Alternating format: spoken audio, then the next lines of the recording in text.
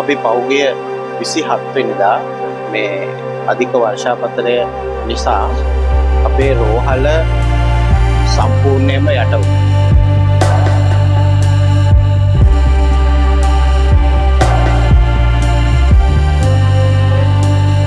දැන් ශල්‍යාගාරය ඊළඟට කායික රෝග ඒ වගේම මාතෘ ළමා වාට්ටු ඊළඟට ශල්‍ය වාට්ටු ඩයලිසිස් යුනිට් එක ඊට අමතරව අපේ බාහිර රෝග්‍යාංශය ගොඩනැගිලි සායන ගොඩනැගිලි මේ කිනෝකේ සියලු දේම යට වුණා.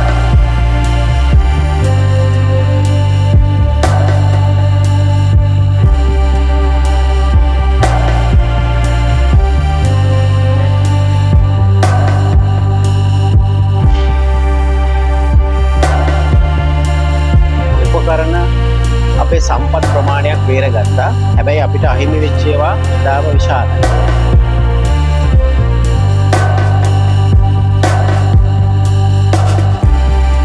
අපේ සියලුම ක්වාටර්ස් ඊළඟට ඇමතුම් කාමර ඔන් කෝල් රූම්ස් ඒ සියල්ල ජලයෙන් යට වුණා.